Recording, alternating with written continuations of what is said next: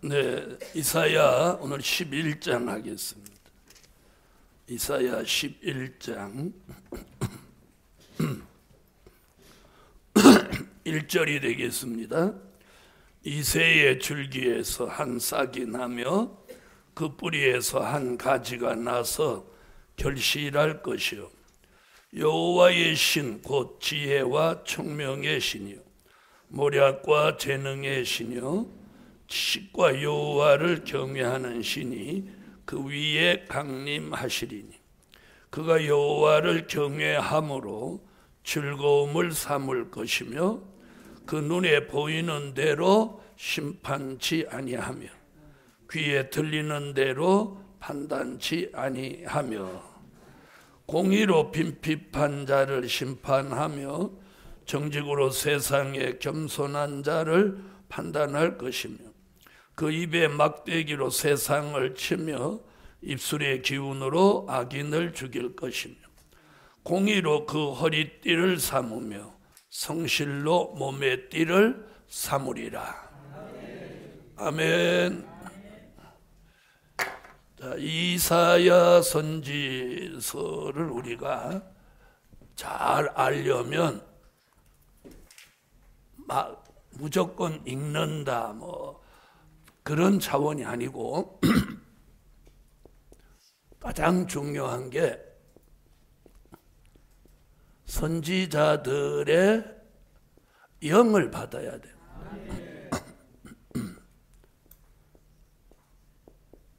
자, 다 같이 요한계시록 22장 6절을 한번 찾아보세요.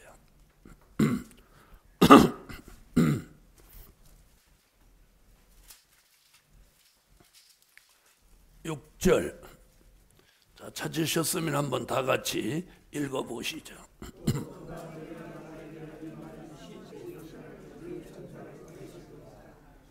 선지자들의 영이 오면 결코 속히 될 일을 보이신다. 아멘. 그래서 오늘 이 선지자들의 영이 오면 이 될 일의 말씀이 저절로 쭉 열리는 거예요. 그러니까 영의 작용을 받아요.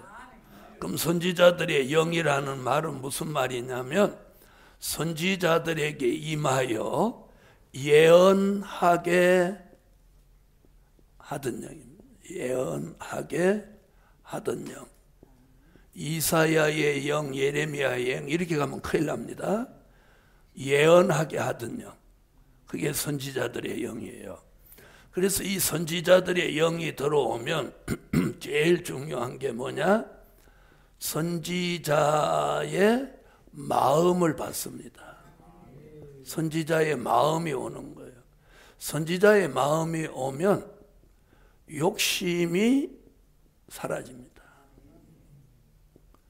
우리가 지금 뭘 잘 못하는 이유가 다 욕심 때문에 그래요. 욕심. 아멘. 자, 다시 말하면 새새끼가 일찍 죽는 이유는 날개도 안 난 게 날르려고 하다가 떨어져 죽어버리는 거예요. 그러면 일찍 안 죽으려면 어떻게 해야 돼요? 날개가 나도록 기다려야 되는 거예요. 기다려야. 그래서 예언하게 하는 이 선지자들의 영이 오면 저절로 선지자의 마음이 오고 욕심이 사라져서 사람이 사리사욕이 없어지는 거예요. 그래서 선지자의 마음을 받아야 돼요. 그 다음에는 뭐가 오냐? 선지자의 생각이 들어오는 거예요. 선지자의 생각. 아멘. 자, 그걸 선지자의 정신이라고도 하고 선지자의 사상이라고도 할 수 있는 거예요. 아멘.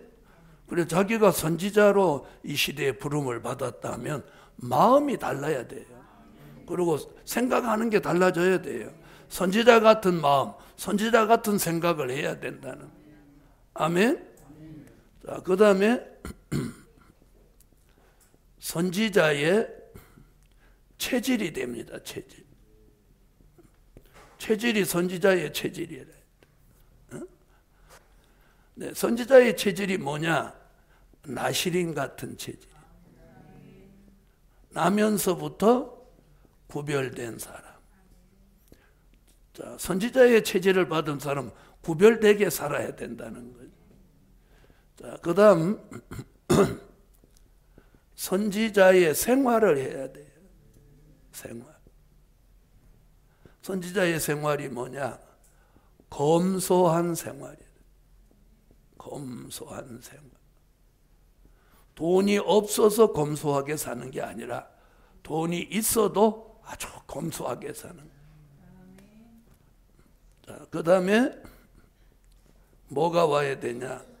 선지자의 사명을 가져야 돼요. 선지자의 사명. 아멘. 이것이 이사야 6장 8절에 내가 여기 있나이다.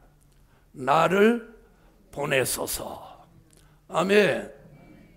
선지자의 마음, 선지자의 생각, 선지자의 체질, 선지자의 생활, 선지자의 사명. 이것을 넣어주는 게 뭐예요? 선지자들의 영이에요. 그래서 여러분이 이사야서뿐 아니고 제가 이제 이사야 끝나면 언젠가 끝나겠죠? 끝나면 소선지로 넘어갑니다. 소선지. 그러니까 다른 세미나는 이게 미천이 없어서 가다가 끝나요. 근데 저는 그냥 무궁무진하니까 미천 떨어질까 봐 걱정하시지 말고, 그래서 이사야 한 바퀴 돌면 그 다음에 소선지, 소선지 끝나면 다시 이사야 와서 몇 바퀴는 돌아야 뭐 좀 알죠. 자, 그런데 오늘 이걸 설명하는 이유는 이걸 구하시라는 거예요.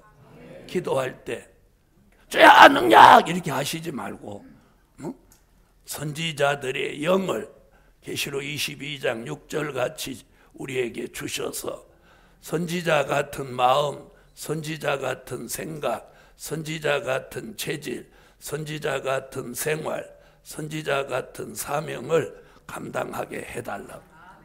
여러분, 하나님이 그 종의 머리에다가 영감을 붓고 이 시대에 하나님이 뜻 있는 종을 쓰시는 거예요. 오늘 선지자들의 영을 구합시다. 할렐루야.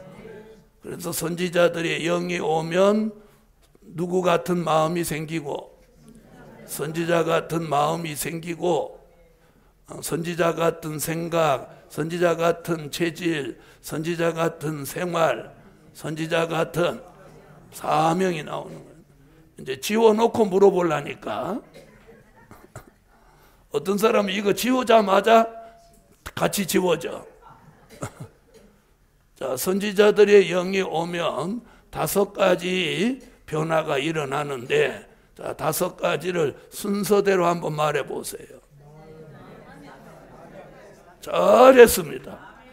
어저께보다 오늘 훨씬 더 잘합니다. 동그라미 5개입니다. 자, 오늘 이사야 11장 이제 강의 들어가요. 1절 한번 읽어주세요. 이사야 11장 1절.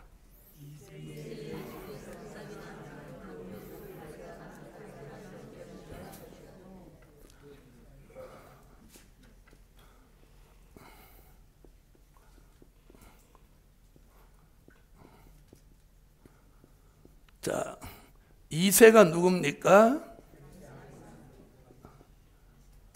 다윗의 부친이 이새죠. 자, 근데 이새의 뿌리에서, 줄기에서 이럽니다. 이새의 뿌리에서 뭐라고 해요? 한 싹이 난다. 또 이새의 줄기에서 한 가지가 난다. 자, 뿌리에서는 뭐가 나고? 아니, 왜 이렇게 왔다 갔다 하는 거야? 자, 이새의 줄기에서는 한 싹이 났고, 바뀌었구만. 싹이 나며 그 뿌리에서는 한 가지가, 거꾸로 말이죠.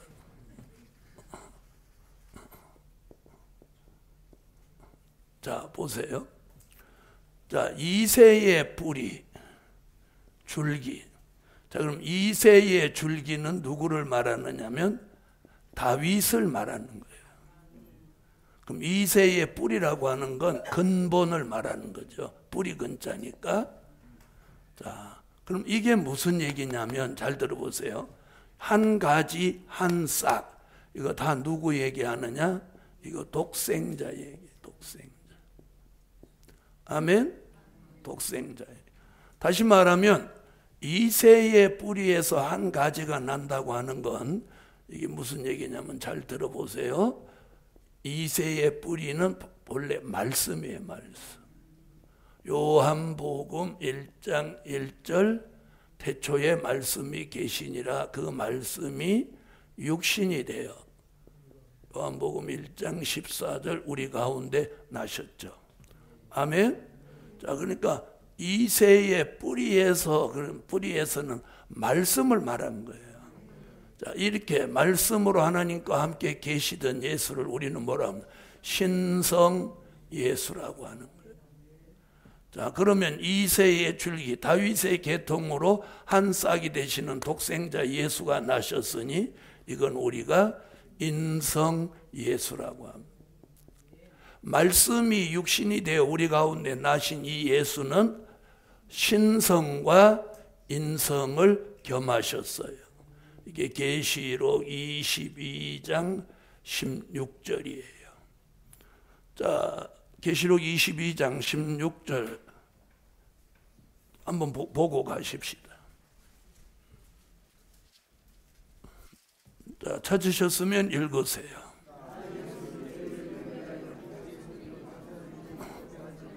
나는 예수여 다윗의 뿌리요 자손이니 곧 광명한 새벽벌이라. 자, 그럼 보세요. 다윗의 뿌리, 또 다윗의 자손,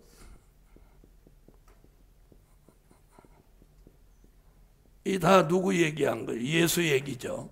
자, 여기는 신성 예수를 말한 거고 여기는 인성 예수를 말한 거예요. 자, 그럼 여기서 보세요. 이 얘기가 계시록 22장 16절에 나오는데 어떻게 이게 틀렸다고 하는지 난 이해를 못 하겠어요. 자, 그럼 다윗의 뿌리 얘기는 신성 예수. 요한복음 1장 1절 태초에 말씀으로 계셨던 분을 말하는 거고, 이는 요한복음 1장 14절 말씀이 육신이 되신 분을 말씀하는 거다. 자, 이게 틀렸다고 생각하시는 분 여기 계세요? 아, 이게 틀렸어요? 맞았어요? 네. 자, 그래서 지금 이사야 11장 1절에서 이 얘기를 하는 거예요. 이는 미가서 5장 2절에 뭐라면, 자, 베들레헴 에브라다야 너는 작은 골이지만 내게로 나올 자는 그의 근본은 상고의 태초에니라. 뭔 얘기하는 거예요? 요한복음 1장 1절을 말하는 거예요. 상고의 태초에니라. 아멘. 자, 요한계시록 5장 5절에도 다윗의 뿌리가 이기었으니. 아멘. 그리고 오늘 이사야 11장 1절에도 뭐라고? 이새의 뿌리에서 한 가지가 나서 결실한다. 아멘. 자, 그 다음에 다윗의 자손 인성 예수는 말씀이 육신이 되신 이 예수는 오늘 미가서 5장 2절로 4절에 베들레헴에 나신 예수 그의 근본은 상고의 태초에니라. 자, 그 예수가 창대해져서 어디까지? 복음이 땅끝까지 전해진다. 자, 오늘 여기 본문에서도 이사야 11장 1절에도 다윗의 자손 얘기를 합니다. 이 얘기가 합하여 어디? 계시록 22장 16절에 나 예수는 다윗의 뿌리요 자손이니 곧 광명한 새벽별이라 하시더라. 할렐루야.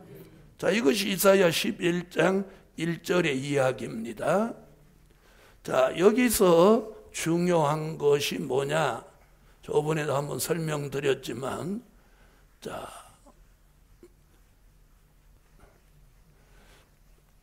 자, 다윗의 뿌리, 다윗의 자손으로 나신 예수 그리스도 그를 지금 오늘 본문에서는 뭐라고 하느냐면 이사야 11장 1절에서는 뭐라고 했어요? 한 가지 또 한 싹.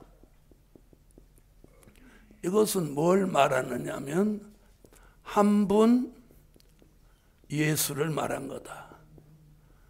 왜 아멘 안 해요? 이는 곧 독생자라는 뜻이다. 요한복음 1장 14절, 요한복음 3장 16절. 자, 요한복음 3장 16절. 하나님이 세상을 이처럼 사랑하사 독생자를 주셨으니 누구든지 그를 믿는 자마다 멸망치 않고 영생을 얻게 하려 하심이라. 그래서 한 가지 한 싹이라고 하는 건 뭐예요? 한 분 예수. 이는 독생자라는 뜻이다. 할렐루야. 자, 이미 이 한 분 예수에 대해서 이사야 4장 1절에서는 이걸 한 남자라고 했습니다. 한 남자. 그 한 남자는 이사야 7장 14절에 처녀가 잉태하여 낳은 아들이다. 아멘. 이사야 9장 6절로 7절은 한 아기다. 한 아들을 우리에게 주신 바 되었는데, 누구 얘기한 거예요? 독생자 예수 얘기한 거죠. 이사야 11장 1절에는 뭐라고? 한 가지 한 싹이다. 자, 누구 얘기하는 거다? 한 분 예수 독생자 얘기란 말이에요. 자, 이사야는 이래서 우리가 이사야 공부를 해야 된다는 거예요. 한 남자 처녀가 잉태하여 낳은 아들, 한 아기, 한 아들, 한 가지, 한 싹. 자, 그 다음에 이사야 19장 19절로 20절에는 뭐라고 했느냐면 한 구원자, 보호자다. 아멘. 한 구원자, 보호자다. 자, 이거 다 누구 얘기하는 거예요? 한 분 예수 독생자 얘기예요. 자, 이사야 28장 16절에는 누구라고? 한 돌, 시험한 돌, 또요 견고한 기초돌, 돌이라고 하는 거, 돌. 한 돌이라고요. 자, 그럼 돌이라고 하는데 어떻게 예수라고 하냐? 고린도전서 10장 1절로 4절에 반석은 곧 그리스도 주시라. 그러므로 여기서 말하는 한 돌은 누구 얘기예요? 한 분 예수. 아멘. 자, 그 예수 얘기를 이사야 32장 1절에 장차 한 왕이 의로 통치할 것이다. 자, 이게 좀 더 한 분 예수 독생자 얘기입니다. 아멘. 이미 우리가 이사야 쭉 공부하면서 한번 했던 거지만, 자, 11장 1절에서 한 가지 한 싹은 한 분 예수를 말한 것이며, 한 분 예수는 요한복음 1장 14절과 3장 16절에 독생자, 독자가 아니고 독생자, 전 세계에서 유일하신 한 분인 예수. 유일하신 한 분 예수를 표현한 게 뭐예요? 독생자. 아멘. 자, 한번 보세요. 자, 목회를 하고 계신 분들이 계시다면 요한복음 1장과 3장의 본문을 가지고 한 분 예수를 이렇게 쭉 설명해 보세요. 지금까지 교회에서 설교 듣던 거하고 근본적으로 차원이 다르지. 할렐루야. 자, 다 적으셨죠? 안 적으셨을까봐 위에부터 지우는 거예요. 위에부터 썼기 때문에 위에부터 지우는 거예요. 그래서 잘 들어보세요. 이것도 지혜가 있는 거예요.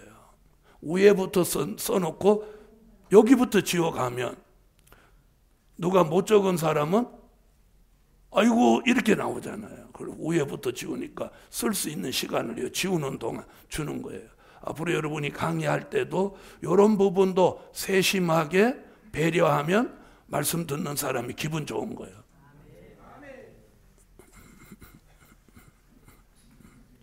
자, 그래서 이사야 11장 1절은 지금 누구 얘기예요? 독생자 예수 그리스도 얘기죠. 거기서 무슨 예수? 말씀으로 하나님과 함께 계시던 신성 예수, 말씀이 육신이 되신 인성 예수. 다시 말하면 신성과 인성을 겸하신 예수를 이사야 선지자가 11장 1절에 말씀하셨다. 할렐루야. 자, 그 다음에 2절을 다 같이 한번 읽어보세요. 자, 보세요. 이사야 11장 1절에 누구 얘기하고 예수 그리스도 얘기하고 2장에 가서 여호와의 신 얘기를 하는 거예요. 여호와의 신. 아멘. 자, 그럼 보세요. 그럼 이 여호와의 신 얘기를 하는 거야. 그럼 이 여호와의 신 얘기하면 어디로 근본을 가야 되냐면 여기로 가야 돼요. 요엘서 2장 29절로 30절로 한번 가보겠어요. 요엘서 2장 29절로 30절을 찾으세요. 자, 찾으셨으면 읽으세요. 자, 여기서 내용이 뭐냐면 신을 받을 대상을 말해 놓은 거예요. 앞으로 여호와의 신이 내리는데 신을 받을 대상이 남종과 여종이다. 여종들도 신 받습니다. 다시 말하면 이 얘기는 뭐냐면 이 예언은 아직 안 이루어진 거예요. 앞으로 이루어질 예언이에요. 아멘. 자, 이 예언 아직 안 이루어졌죠? 이게 뭐 남종과 여종으로 선택받은 종들을 신을 받을 대상을 말한 거예요. 자, 그 다음 오늘 본문 이사야 11장 2절로 3절은 뭐냐? 여호와의 신에 대한 설명이에요. 여호와의 신이 어떤 신이라는 것을 구체적으로 설명해 놓은 거예요. 그래서 여호와의 신 이렇게 놓고 그 뒤에 설명이 나오고 지혜의 신이다, 청명의 신이다, 모략의 신이다, 재능의 신이다, 지식의 신이다, 여호와를 경외하는 신이다. 아멘. 그러니까 이건 뭐예요? 여호와의 신에 대한 설명이에요. 위에는 신을 받을 대상이고, 그 다음에 이사야 59장 19절로 20절을 찾으세요.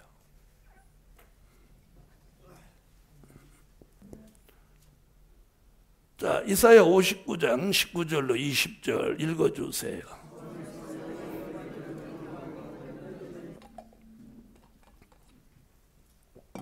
자, 보세요. 자, 그럼 여기는 뭐예요? 여호와의 신을 부으시는 방법. 어떻게 내려? 하수같이 내려온다. 많은 물이 흐르는 것이 온다. 자, 그럼 들어보세요.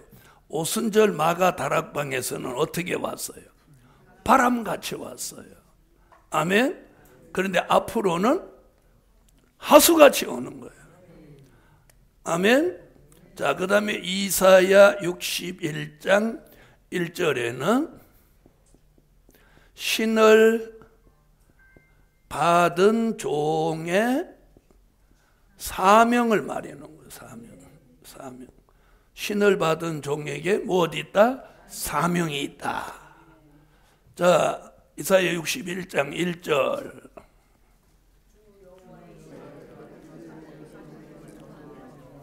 아멘. 자, 여기 보니까 신을 받은 종이 못한대요.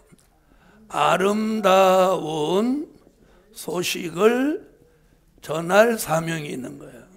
아름다운 소식이란 이사야 40장 9절로 10절에 보니까 재림의 주가 오시는 걸 알리는 소식을, 무슨 소식? 아름다운 소식. 그럼 초림의 주가 오신 걸 알리는 것? 기쁨의 좋은 소식. 아멘. 자, 한번 보세요. 자, 이것을 요엘과 이사야는 이걸 여호와의 신이라고 했어요. 그럼 이 여호와의 신을 부어주신다는 예언이 요한계시록에 와서는 이걸 일곱영이라고 하는 거예요. 무슨 영?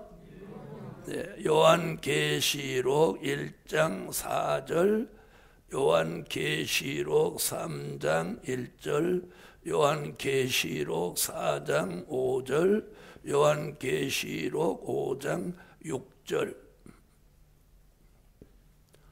자, 그럼 들어보세요. 요엘서 2장 29절에 요 말씀은 뭐냐? 예언이에요, 예언. 아멘. 이 예언이 남종과 여종에게 신이 내리면 그걸 뭐라고 했어요? 일곱영이라고 합니다. 아멘. 그래서 여기가 성취된 거예요. 그러면 그 말씀이 계시록 5장 6절에 이루어지는 거예요. 이 예언들이 여기 와서 이루어지는 거예요. 자, 요한계시록 5장 6절을 다 같이 한번 찾아보세요.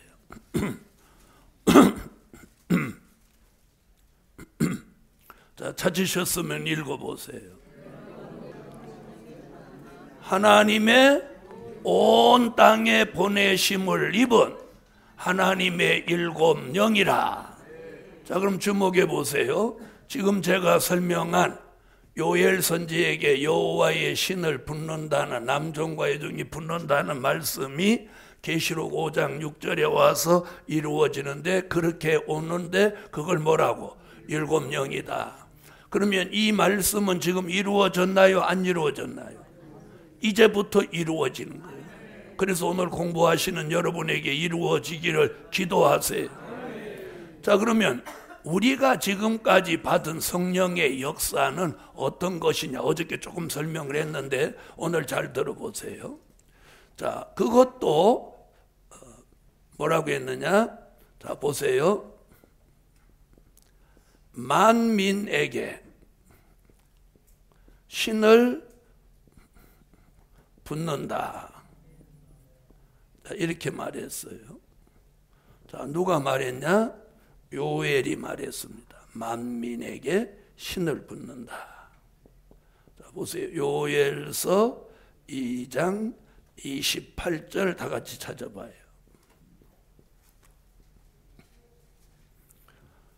자, 요엘서 2장 28절 읽어주세요.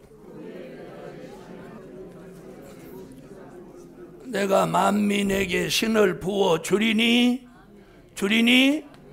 만민에게 신을 부어준다. 아멘. 자, 그럼 요 예언이 어디 와서 이루어지냐면 사도행전 2장 1절로 4절 오순절에 이루어졌습니다.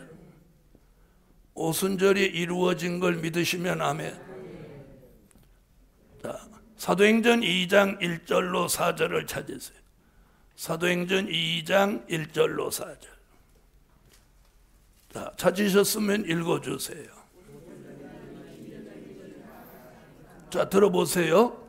언제나 무슨 일이 성취되는 건 그 근본이 예언이 있어야 돼요. 그러니까 사도행전 2장 1절로 4절에 내린 오순절 역사는 근본이 어디예요? 요엘서 2장 28절이에요. 만민에게 신을 붓는다. 여기 와서 이루어져. 이게 이루어지면 여기서 뭐라고 그랬어요? 세 가지 얘기를 했어요. 장래일을 말한다. 또 꿈을 꾼다. 또 이상을 본다. 이렇게 나왔죠? 나왔단 말이에요. 자, 그러면 만민에게 신을 붓는다 해서 오순절 역사에 이 성령이 임재하면서 지난 2000년 동안 예루살렘에서 시작하여 땅끝 대한민국 저와 여러분에게까지 오는데 2000하고도 19년이 걸렸어. 아멘. 그렇게 만민에게 신을 붓는다는 그 예언은 요한복음 14장 16절로 17절에 무슨 성령? 보혜사 성령으로 임재하셨다는 거예요. 그렇게 믿으시면 아멘. 그 성령이 오면서 요한복음 3장 3절로 5절에 못하게 돼서 물과 성령으로 거듭남, 중생을 체험하게 됐어. 아멘. 그 성령이 오므로 에베소서 1장 13절, 고린도 후서 1장 22절, 5장 5절 뭘 받게 돼서? 성령의 인침을 받게 되었어. 자, 이런 은혜를 본인이 받았다고 생각하면 아멘 하세요. 성령의 인침을 받았어. 자, 보혜사 성령이 오셨고 중생했고 성령의 인을 받았고 아멘. 자, 그 다음에 사도행전 1장 8절 같이 무엇도 받았어? 권능도 받았어. 고린도전서 12장 4절로 11절 같이 각종 은사도 받았어. 할렐루야. 자, 여기까지 한 게 지난 역사예요.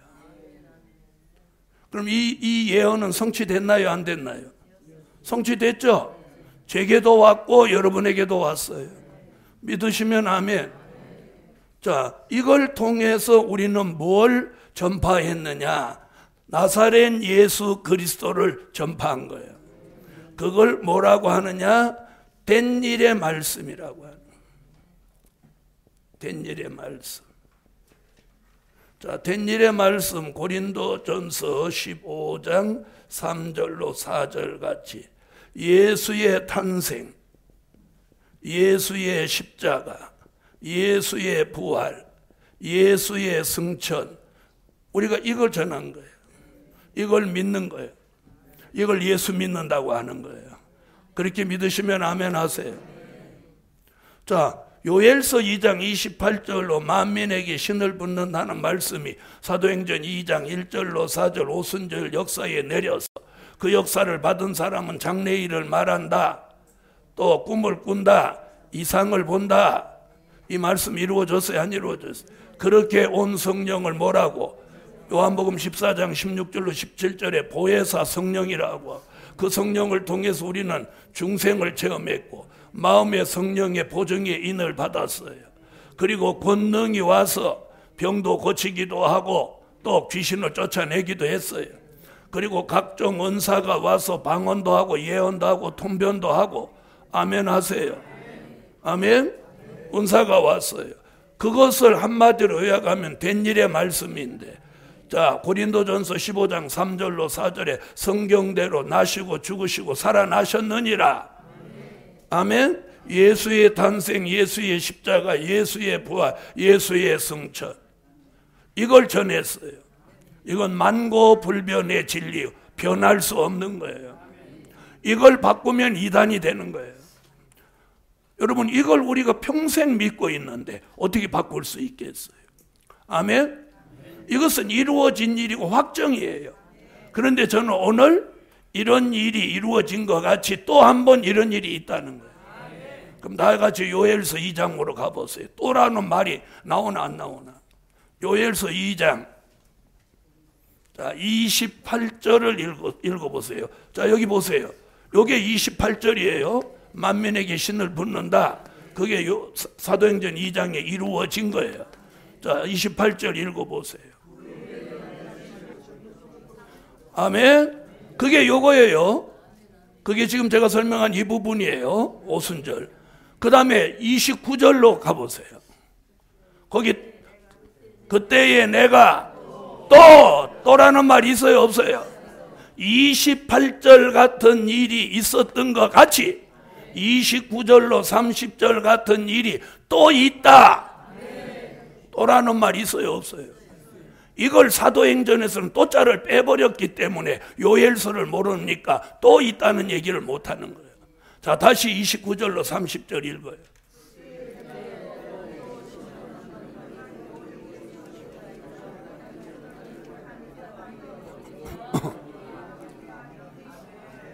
자, 또 한 번 역사가 있다 없다? 그게 예언이잖아요. 그럼 여기는 보세요. 아까 요엘서 2장 28절은 만민이야, 대상이. 여기는 그럼 같은 거요, 다른 거요? 같단 말이에요. 또 28절 같은 역사를 29절로 30절에 또 내려준다는 거예요. 그걸 받을 대상은 남종과 여종이며 그 신은 지혜의 신, 총명의 신, 모략의 신, 아멘 오지 않는 거예요. 그 다음에 그 신을 어떻게 부어? 하수같이 붓는다. 그 신을 부면 그 신을 받은 종이 사명이 생겨서 아름다운 소식, 재림의 주가 오시는 소식을 전하는 종으로 쓰여진다. 그럼 우리가 지금 요엘서 2장 28절, 사도행전 2장 1절로 4절의 역사는 저도 여러분도 다 받았죠? 받았죠? 그런데 언제부터인가 그 받은 은혜가 점점 깔아앉는 거예요. 깔아앉죠? 깔아앉죠? 깔아앉는단 말이에요. 자, 보세요. 그러면 지금 제가 여기서 이사야를 가르치는 이유가 뭐냐? 우린 이건 받은 거야. 이 얘기는 더 안 해도 돼. 이거 변함없어. 이거 믿어. 자, 이거 믿고 확정된 거죠? 아멘이 현찬해. 자, 이 말씀 오순절 역사 우리에게 온 거 확정된 거죠? 확정된 거니까 이건 지워도 안 없어지는 거야. 그렇죠? 이건 이상하게 지워도 안 없어져. 그래서 이제 마음 놓고 지우고. 위에 건 왜 안 지우냐? 이건 이제 앞으로 이루어질 거야. 이런 게 또 온다는 거예요. 또라는 말이 왜 있어요? 28절의 역사가 있었는데 29절로 30절에 또 이 역사가 또 한 번 있다. 또 한 번 있다는 거예요. 이걸 믿으시면 아멘. 또 한 번 있다는 거예요. 또 한 번 있어. 그러면 이 말씀은 계시록 5장 6절에 뭐라고 그랬어요? 온 땅에 보내심을 입은 하나님의 일곱 영이라. 선지자들은 여호와의 신이라고 했고 사도 요한은 일곱 영이라고 했어요. 자, 일곱 영이라는 말은 영이 일곱 개다 그런 뜻 아니에요. 완전케 하시는 영. 이제 우리가 남아서 받을 게 이거란 말이에요. 이 은혜를 이제 받아요. 이 은혜가 또 한 번 오는 거예요. 또 한 번. 그래서 여러분 기독교 절대 무너지지 않습니다. 미약하게 되고 약간 쇠퇴해지지만 다시 살아납니다. 어떤 말씀이 응하여지면 요엘서 2장 29절로 30절 또 내가 내 신으로 남종과 여종에게 부어줄 것이며 그 역사가 오면 뭐라고 해요? 하늘과 땅에 뭘 베풀어? 기적을 베풀이니 피와 불과 연기 기둥이다. 아까는 뭐라고 그랬어요? 아까는 장래일을 말한다, 꿈을 꾼다, 이상을 본다. 그럼 다르죠? 여기서 피와 불, 이 답이 어디 나오냐면 계시록 11장 3절로 6절에 답이 나오는 거예요. 다 같이 찾아봐요. 요한계시록 요엘서 2장 29절에 예언한 말씀이 계시록 11장 3절로 6절에 이제 표적과 증거가 일어나는 거예요. 자, 찾으셨으면 계시록 11장 3절로 6절을 읽어주세요.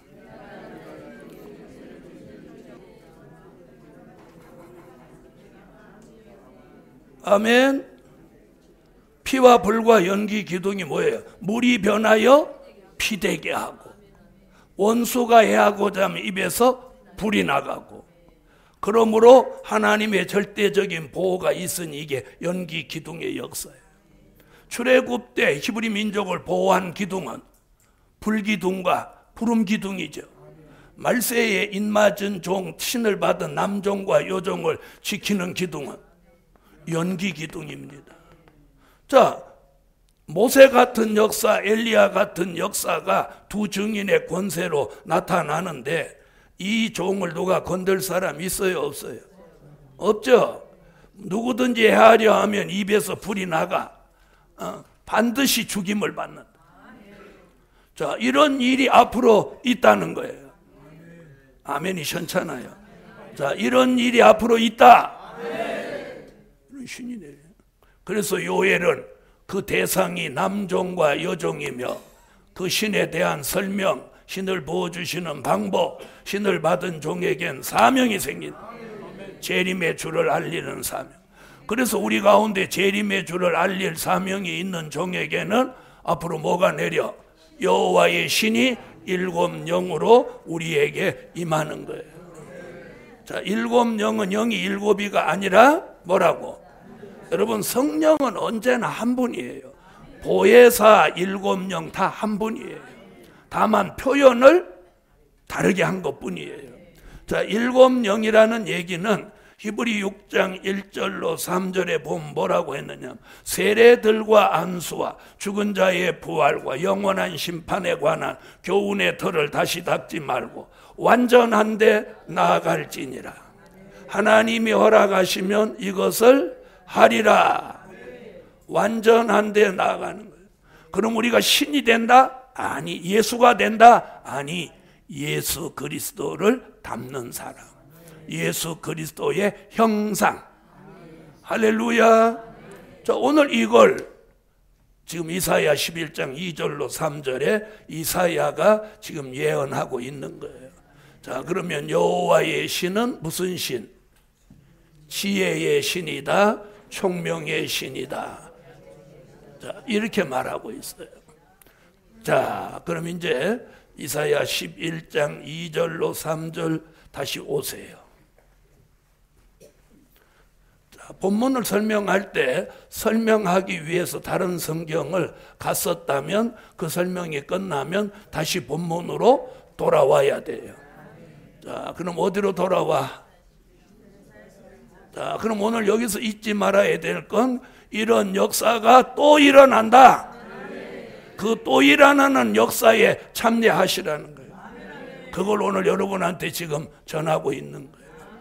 자, 그래서 여호와의 신은 지혜와 총명의 신이다.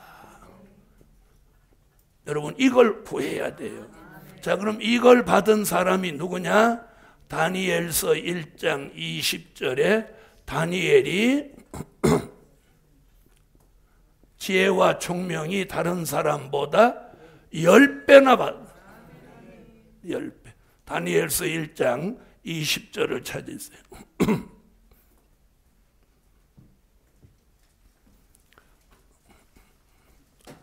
다니엘서 1장 20절 찾으셨으면 다 같이 읽어주세요. 할렐루야. 자, 박사와 술객보다 지혜와 총명이 몇 배? 10배. 여러분, 이 지혜와 총명이 우리 머리에 오는 은혜예요. 자, 그럼 오순절에 내렸던 성령의 은혜는 어디 내주했고? 여기 내주해요, 심령에. 그런데 이 지혜와 총명의 신은 여기 들어오는 게 아니라 머리에 내리는 거예요. 그래서 델릴의 말씀, 이 종말의 역사는 머리에 내리는 거예요. 그래서 머리가 개조되고 머리에 영감이 오는 거예요. 자, 그럼 이 지혜 총명이 오면 이 시대에 굉장히 좋은 게 뭐냐? 치매 오지 않는. 이 지혜와 총명이 온 사람은 치매 위험 무. 치매 위험 무. 여러분, 우리 시대에 제일 무서운 병이 치매예요. 치매. 어떤 장애는 불편할 뿐이지 네, 제일 불쌍하고 제일 무서운 병이 치매. 오늘 여기 세미나에 참여한 모든 종들에게 치매 걸리지 않기를 예수의 이름으로 축원합니다. 지혜와 총명이 머리에 신으로 오는 거예요. 자, 그럼 우리 시대에 이 지혜가 굉장히 필요합니다. 자, 지혜를 잘 보세요. 자, 다니엘서 12장 9절로 10절에는 인봉한 말씀을 깨닫는 지혜를 가지라고 그래요. 인봉한 말씀을 깨닫는 지혜. 아멘. 자, 딱 봉함해 놓은 책의 말씀을 깨달으려면 하나님이 주시는 이 지혜가 있어요. 아멘. 자, 이 지혜는 다니엘서 12장 3절 많은 사람을 옳은 대로 돌아오게 하는 지혜. 몇 사람도 아니고 많은 사람을 진리, 즉 옳은 데라는 건 진리죠. 돌아오게 하는 지혜다. 아멘. 자, 그 다음에 이사야 33장 6절은 황충이 난리와 공기가 불이 되는 환난 날에 사는 지혜. 괜찮으면 아멘 하세요. 그래서 이사야 33장 4절 같이 황충기가 나오고 이사야 33장 11절로 12절 같이 공기가 불이 되는 환란이 와도 이사야 33장 6절에 너희 시대에 평안함이 있으며 구원과 지혜와 지식이 풍성할 것이니. 지혜 얘기 나오는 거예요. 아멘. 자, 그 다음에 마태복음 24장 45절로 46절에는 주인이 주인 되시는 예수님이 오실 때 그 집사람들을 맡아 때를 따라 양식을 나누어 주는 지혜. 괜찮으면 아멘 하세요. 주님이 오실 때 하나님의 집, 교회를 맡아서 주님의 양들을 때를 따라 양식을 나누어 주는 종이 지혜 있는 종이다. 괜찮으면 아멘 하세요. 자, 이런 지혜. 자, 요한계시록 13장 16절로 18절에는 짐승의 표 666을 분별하는 지혜. 아멘. 자, 짐승표, 베리칩을 짐승표라고 우기는 사람 만나면 세 가지 질문을 해보라는 거예요. 첫째, 짐승표에 대한 성경의 기록이 몇 번 나오냐? 그럼 몇 번 나온다 그러면 성경 어디냐? 자, 그럼 여러분한테 묻겠어요. 여러분은 성경 계시록에서 짐승표 얘기가 몇 번 나옵니까? 여기 있는 분들도 모르네? 6번 나옵니다. 6번. 13, 14, 15, 16, 19, 20 이렇게 6번 나옵니다. 자, 그럼 저는 알고 있죠? 그럼 그렇게 물어보라는 첫 질문은 짐승표가 계시록에서 얘기가 몇 번 나오냐 이렇게 물어보고, 두 번째는 뭐라고 했어요? 짐승표 얘기가 왜 계시록 13장부터 나오냐 이걸 물어보는 거예요. 그 다음에 세 번째는 짐승표가 쓰여지는 기간이 얼마냐? 이걸 이 세 가지 물어보는 거예요. 자, 그러면 요 답변 하실 수 있어요, 없어요? 자, 그럼 두 번째 질문이 뭐냐? 왜 계시록 13장에 짐승표가 최초로 나오냐? 그 이유가 뭔지 아세요? 짐승표가 여기서 첫 번째 등장하는 거예요. 그러니까 계시록 13장이 돼야 짐승표가 나오는 거예요. 그럼 지금 베리칩이 짐승표라면 지금이 계시록 13장 시대냐? 아니냐? 이렇게 묻는 거예요. 그럼 지금이 13장 시대요? 아니요? 아니죠? 그럼 베리칩은 저절로 짐승표가 아니라는 거예요. 그 다음 짐승표가 쓰여지는 기간이 얼마냐? 얼마일까요? 3년 반, 1260일이에요. 그러면 짐승표가 나오면 그게 사용 유효기간이 3년 반이에요. 그럼 베리칩이 나온 자가 언제 나왔냐? 지금 벌써 10년도 더 됐죠? 더 됐죠? 그러니까 베리칩이 짐승표 아니라는 거야. 그럼 베리칩은 뭐냐? 짐승표를 흉내내는 미혹입니다. 여러분, 짐승표, 베리칩 짐승표 아닙니다. 이제 베리칩보다 더 신비한 거 나오면 또 베리칩은 짐승표 아니라고 하고 또 어디로 옮겨가? 에? 베리칩 말고 이제 Y칩이 나오면 이제 Y칩으로 옮겨가. 그래서 안 되는 거예요. 여러분, 어떤 답이든 어디서 찾아야 돼? 성경에서 그 답을 찾아야 돼. 아멘. 자, 그래서 짐승의 표 666을 분별하는 지혜. 언제는 바코드라고 했다가 언제는 또 베리칩이라고 했다가 앞으로는 또 다른 것이 나오면 또 그게 짐승표라고 옮겨다 하는. 그러나 아니, 짐승표는 한 번 나옵니다. 그리고 유효기간이 3년 반입니다. 아멘. 자, 그 다음에 어떤 지혜냐? 계시록 17장 9절로 11절, 여덟째 왕을 분별하는 지혜. 이게 오늘 여기서 말하는 이 지혜와 총명이 저와 여러분에게 필요한 이유입니다. 다니엘에게 하나님이 지혜를 다른 사람보다 10배나 주셨던 것 같이 우리도 오늘 인봉한 말씀을 깨닫는 지혜, 많은 사람을 옳은 대로 돌아오게 하는 지혜, 황충이 난리와 공기가 불이 되는 환난의 날에 사는 지혜, 예수님이 오실 때 그 집사람들을 맡아 때를 따라 양식을 나누어 주는 지혜, 짐승의 표 666을 분별하는 지혜, 여덟째 왕을 분별하는 지혜. 오늘 이런 지혜 있는 종 나오기 위해서 선지자 이사야는 지혜와 총명의 신을 부어준다. 이 지혜와 총명의 신이 이 머리에 오면 이 머리가 개조 변화가 일어납니다.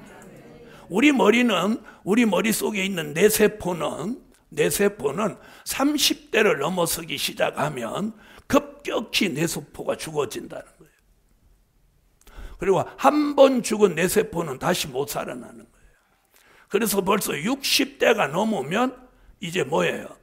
기억력이 점점 없어지고 볼펜을 손에 들고 내 볼펜 이러고. 그래서 옛날도 어른들이 어본 애기를 3년이나 찾는다잖아. 이런 사건이 터지는 거예요.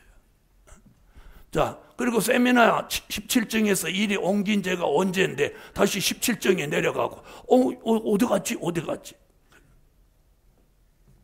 자, 그럼 지혜, 총명 필요하나요, 안 하나요? 그럼 오늘부터 여호와의 신, 지혜와 총명의 신을 구하세요. 할렐루야. 그래서 다니엘에게 10배나 주셨던 그 지혜와 총명을 저와 여러분에게도 주시면 물이 흐르듯이 강의할 수 있고 설교할 수 있는 그런 종들이 나오시면 좋겠어요. 자, 지혜와 총명의 신. 그 다음 무슨 신? 자, 모략과 재능의 신이에요. 재능의 신. 자, 모략. 여러분, 국어사전을 읽어보면 모략이라는 말은 안 좋은 단어예요. 그렇죠? 안 좋은. 근데 하나님의 신은 모략의 신이라는 거야. 자, 이게 무슨 말이냐? 여러분, 모략은 세 가지가 있습니다. 하나님의 모략, 하나님의 모략, 사람의 모략,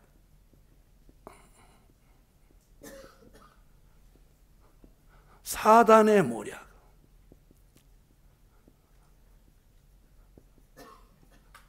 자, 하나님의 모략이라는 말은 무슨 말이냐면, 자, 여기 나오는 이 이사야 11장 2절에만 나오는 게 아니라 이사야 46장에 이 모략에 대한 얘기가 정확하게 나옵니다.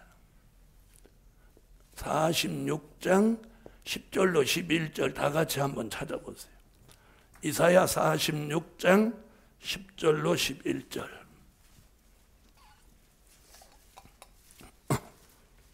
자, 찾으셨으면 한번 읽어줘요. 자, 우선 요 설명을 하고 요 설명을 하겠습니다. 사람의 모략에 걸리면 망하게 되는 거예요. 자, 사람의 모략에 걸려서 망하는 게 뭐냐? 사기당하는 거예요. 사기당한다. 자, 여기도 사기당해 보신 분 계시죠? 예? 자, 그래서 사람의 모략에 걸리면 망하게 됩니다. 오늘 이 말씀 듣는 전하는 듣는 여러분도 오늘부터 사람의 모략에 걸리지 마십시오.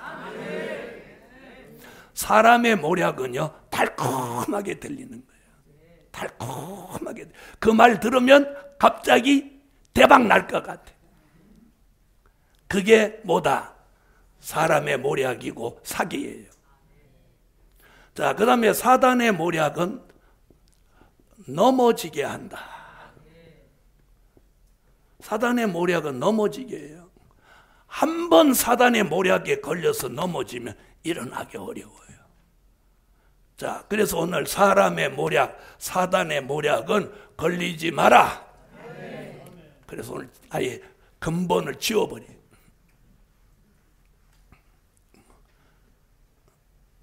그래서 이제 하나님의 모략만 말씀할 거예요. 아멘? 자, 여기서 11장에는 모략의 신이라고 했어요. 그러면 과거에 하나님의 모략에 걸렸던 사람 두 사람을 꼽는다면 야곱의 11번째 아들 요셉, 그리고 출애굽을 주관했던 모세, 이 사람이 다 하나님의 모략에 걸린 사람. 자, 요셉 하나님의 모략에 떡 걸어놓으니까 어떻게? 형들이 미워해. 형들이 미워해. 맥없이. 아버지 밥상에서 형제들은 따로 먹고 요셉은 야곱이 사랑해서 야곱하고 겸상해서 아버지 밥상에서 밥을 먹는 거예요. 옷도 채색 옷을 입어. 채색 옷이란 말은 요즘 말로 비단, 양단 옷을 입는 거예요. 그리고 들에 양치로도 안 나고 아버지하고 맨날 집에 있고. 그러니까 형들이 가만히 이렇게 보면 저놈의 새끼 저거 아버지를 미워할 수는 없고 저놈의 새끼 저거 이러면서 뭐가 감정이 있는 거예요. 미움을 받는 거예요. 그러다 어느 날 아버지가 형들한테 양식 좀 갖다 주고 볶음국수를 좀 갖다 주라고 해서 심부름 오는데 잡아가지고 팔아먹어버리는 거예요. 그런데 보디발의 집에 가서 그 집 일을 도와주다가 그 집 여자한테 모함을 받아서 어디까지 가? 옥에까지 갑니다. 그런데 어떻게 됐어요? 옥에 가서 바로 궁에 술 맡은 시나 떡 맡은 시나 꿈을 해석해주고 바로 왕이 꿈꾸는 그걸 해석해주러 요셉이 바로 앞에 갑니다. 그래서 7년 흉년, 7년 풍년에 대한 예언을 꿈을 통해서 난 계시를 설명해주고 그 자리에서 바로 왕의 인장 반지를 손에 쥐고 바로 총리가 됩니다. 그리고 자기 가족들이 전부 애굽으로 오게 해서 고센 땅에서 430년 동안 한 민족을 이루는 터전을 요셉이 마련. 이게 이런 게 하나님의 모략입니다. 그 다음 모세, 남자아이가 나면 나일강에 다 빠쳐 죽이는데 부진부진 태어난다. 아버지 어머니가 낳고 보니까 이놈이 보통 놈이 아니야. 그리고 히브리 7장에 보니까 아름다웠더라고요. 이놈을 물에다 못 빠뜨리겠어. 그래서 3개월 동안 숨겨놨는데 아이가 크니까 울음소리가 커지죠. 그러니까 미리암을 시켜서 갈대 상자에다가 모세를 담아서 나일강에 띄우는 거예요. 물에 띄워놓고 뚝방을 이렇게, 아이는 물로 내려가고 누나는 뚝방에서 아이를 따라 내려가는 거예요. 저 아래서 바로 공주가 목욕하다가 아이가 하나 떠내려오는데 보니까 너무 이쁘고 아름답거든. 그러면 바로 공주가 얘가 유태인의 아이인지 알았겠어 몰랐겠어? 알고 데려간 거야. 알고 데려갔어. 데려가서 키우는데 그럼 바로 왕이 그 아이 보러 왔겠어요 안 왔겠어요? 맨날 공주 만나니까 애기 있는 거, 애가 울고 그러니까 알았겠지. 그런데 왜 안 지 기뻤을까요? 에? 여러분, 가장 안전한 곳이 어디냐? 등잔 밑이 어둡고 원수의 품이 가장 안전한 곳이야. 그러니까 하나님이 거기다 갖다 40년을 키우는 거예요. 40년 애굽의 문화를, 지식과 학문을 익힌 그를 40년 또 광야에 가서 목동되게 하는 거예요. 그가 때가 되니까 출애굽기 3장 3절에 여호와가 호렙산 떨기나무 가운데서 불러가지고 이스라엘의 민족의 지도자로, 요셉은 히브리 민족을 만드는 일을 하고 모세는 그들을 출애굽시켜서 약속의 땅에 돌아가게 하는 일에 이 두 사람이 하나님의 모략에 걸린 사람. 하나님의 모략이 뭐냐? 정의를 내려드릴게요. 하나님이 하시고자 하시는 일을 그 사람으로 하여금 하지 않고는 못배기도록 만들어 가시는 방법을 하나님의 모략이라고 한다. 다 못 적으셨죠? 3번 불러드리겠어요. 하나님의 모략이란 그 사람으로 하여금 하나님이 하시고자 하시는 일을 하지 않고는 못배기도록 만들어 가시는 방법을 하나님의 모략이라고 한다. 다 적으셨어요? 다 못 적으셨어요? 다시 한번 해요. 하나님의 모략이란 그 사람으로 하여금, 뭐에 걸린 사람, 하나님의 모략에 걸린 그 사람으로 하여금 하나님이 하시고자 하시는 일을 하지 않고는 못 배기도록 만들어 가시는 방법을 하나님의 모략이라고 한다. 바로 요셉이 그렇게 됐잖아요. 하나님이 하시고자 하시는 일을 안 하고는 못 배기도록 만들어. 모세도 마찬가지. 그런 모략이 우리 시대에 나온다는 거예요. 그래서 여기 보니까 뭐라고 했나 보세요. 종말 얘기가 나옵니다. 종말. 그 다음에 아직 이루지 아니한 일. 이걸 옛적부터 보이고 그 일을 이루시기 위해서 하나님이 모략을 쓰시면 그 모략을 통해서 동방의 독수리 같은 종이 하나님이 기뻐하시는 일을 하게 된다. 요 얘기예요. 종말에 아직 이루지 아니한 일. 그럼 아직 이루지 아니한 일이 된 일인가요? 될 일인가요? 될 일이죠. 계시록 1장 1절. 자, 여러분, 저도 하나님의 모략에 걸린 사람이에요. 여러분도 하나님의 모략이 있다면 이 될 일의 말씀을 전하는 일을 하지 않고는 못 배기도록 만들어가는 거예요. 할렐루야. 오늘 이 말씀 듣고 뜻이 있는 종들에게는 깨달음이 있을지어다. 하나님의 모략. 여러분, 하나님의 모략은요, 결말이 좋다는 거예요. 결말. 시작과 진행은 이해하기 힘들고 어려운 과정이지만 결말이 아름다워. 요셉의 결말이 아름다워. 모세의 결말이 아름다운 것 같이 오늘 여기 모이신 종들에게 하나님의 모략을 주셔서, 아멘, 종말에 대한 일, 아직 이루지 아니한 일, 될 일의 말씀을 위해서 하나님의 모략 가운데 동방의 독수리 같은 종으로 하나님이 기뻐하시는 일을 이 시대에 합니다. 아멘. 이런 종에게 하나님 모략의 신을 붓는 거예요. 아멘. 자, 그래서 무슨 모략은 걸리지 말고 사람의 모략이나 사단의 모략은 걸리지 마시고. 아멘.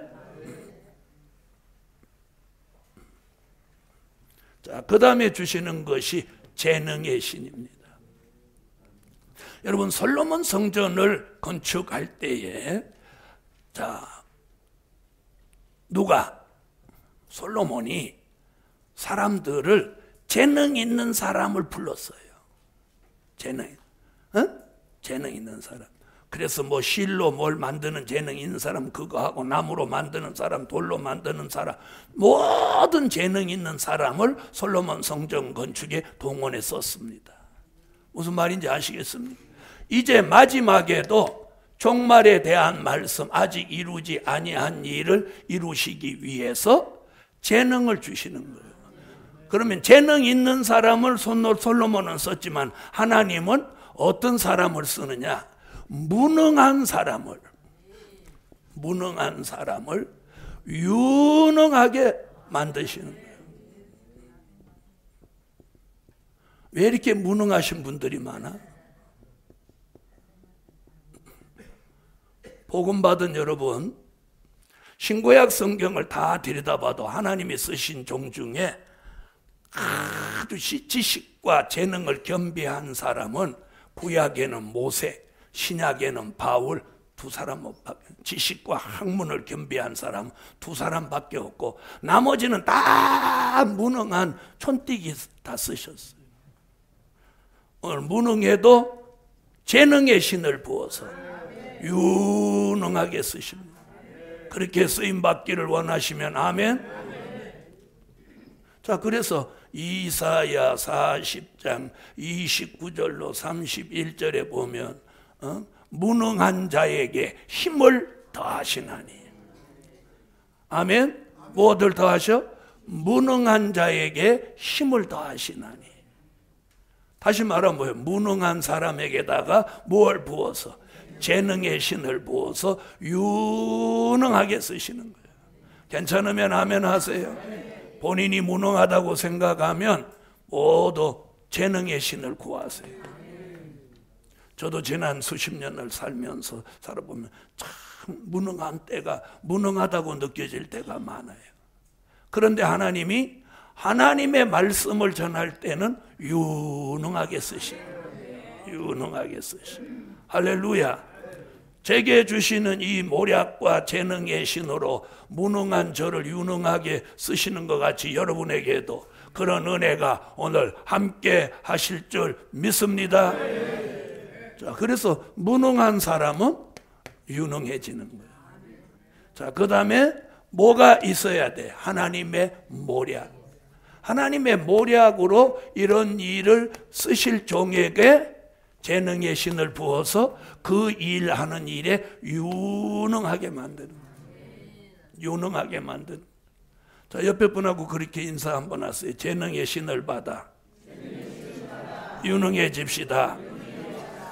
무슨 일을 할 때 유능해? 아직 이루지 아니한 될 일의 말씀을 통해서 유능해지라는 거예요. 될 일의 말씀을 전하고 설교하고 강의하고 그 말씀을 외치는 일에 유능해지는 거예요. 그래서 이 펜 하나만 들고 이 보드판 앞에 서면 1시간이든 2시간이든 10시간이든 하루든 한 달이든 끊임없이 새로운 말씀들을 강물을 쏟아내듯이 쏟아놓는 그런 종 되기를 예수 이름으로 축원합니다. 그런 종에게는 하나님 지혜의 신, 총명의 신, 모략의 신, 재능의 신을 주어서 무능한 사람을 유능하게 쓰시는 거예요. 할렐루야. 자, 그 다음에 또 11장 2절로 오세요. 자, 여호와의 신, 곧 지혜와 총명의 신이요 모략과 재능의 신, 지식과 여호와를 경외하는 신. 자, 지식의 신이 필요해. 지식의 신. 자, 여러분, 이 지식의 신은 왜 필요하냐? 자, 보세요. 이사야 11장 6절로 9절에 보면 여호와를 아는 지식이에요. 자, 다 같이 이사야 11장 6절로 9절을 찾으세요. 자, 찾으셨으면 읽으세요. 자, 여호와를 아는 지식 나오죠? 여기서 말하는 지식의 신은 세상의 지식과 학문이 아니라 여호와를 아는 지식이에요. 그걸 이사야 33장 6절에도 뭐라고 그래? 너희 시대에 평안함이 있으며 지혜와 지식이 풍성할 것이니. 지식으로 어떻게 자라? 풍성해져라. 지식으로 풍성해져라. 무엇을 아는 지식으로?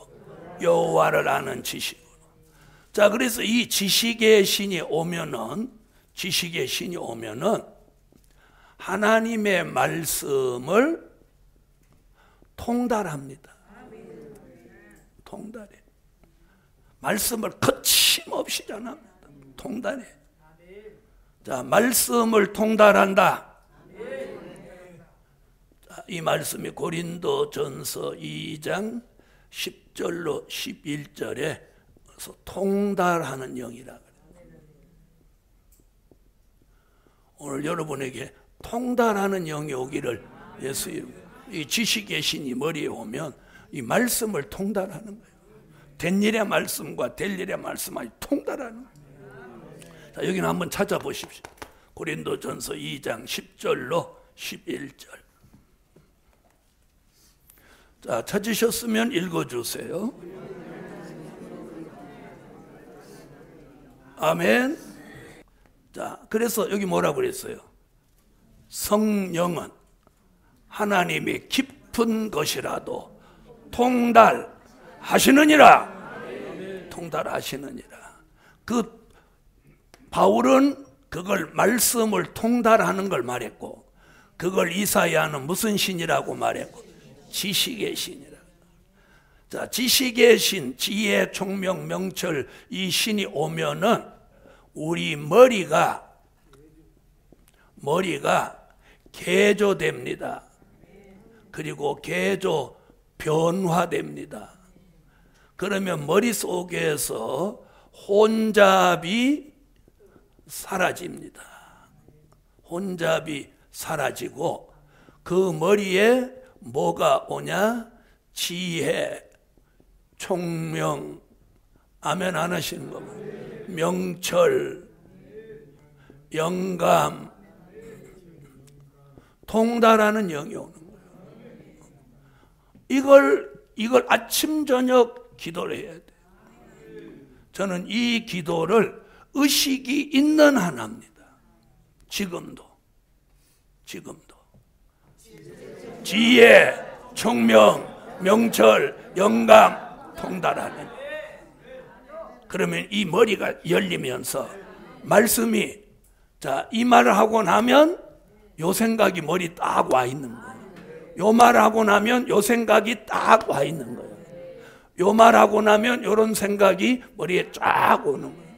이게 영감과 통달하는 영입니다. 괜찮으시면 아멘 하세요. 저는 선지서와 계시록을 이렇게 해보면 첫째는 내가 이게 막 재미가 있어. 막 재미가 있어. 야, 이 지식의 신이 이런 거구나. 야, 여호와를 아는 지식이구나. 이게 오면 통달하는 거구나. 머리가 개조 변화되는 거구나. 그럼 쓸데없는 혼잡은 사라지는구나. 아멘?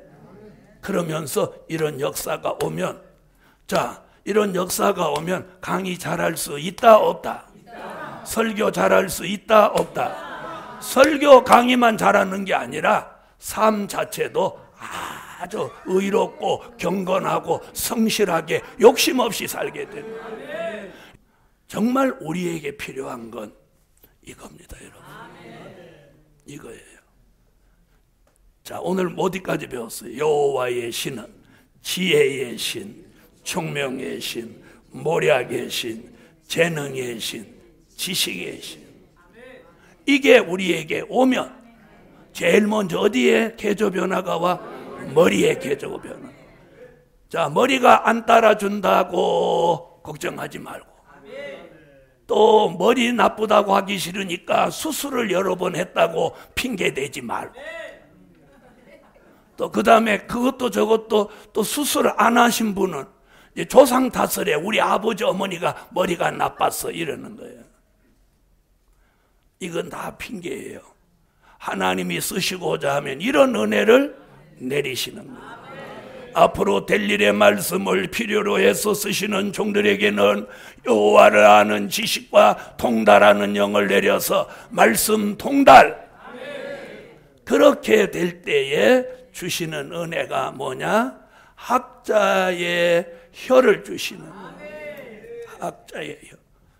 말씀이 통달된 사람 입에 학자의 혀를 주는 거예요. 괜찮으면 아멘. 자, 이사야 50장 4절로 5절 같이 학자의 혀를 주는 거예요. 입이. 그래서 이런 학자의 혀가 된 사람은 절대로 거짓말을 못해. 이 입이. 아멘. 그리고 남 흉 못하고, 남을 헐뜯지 못하고, 남을 시기 질투 못하는 거예요. 자, 다 같이 이사야 50장 4절로 5절 한번 읽고 오늘 점심 식사하도록 하겠습니다.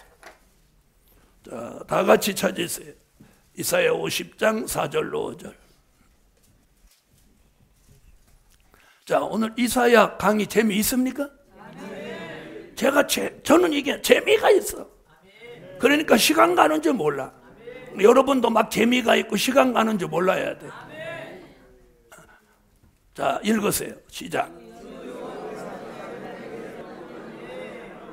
학자의 혀를 내게 주사 거여가지도 않고 뒤로 물러가지도 않는 종을 만드신다는 거예요. 자, 이거 얼마나 대단한 얘기예요. 자, 보세요. 무엇하지 않는다? 거여가지 않는다. 자, 끝까지 잘 들으세요. 그 다음에 뒤로 물러가지 않는다. 자, 성경 어디 말 나오냐? 사무엘상 15장 22절로 23절. 거여가는 거 무슨 죄? 사술의 죄와 같다. 뒤로 물러가지 않는다. 히브리 10장 37절로 39절.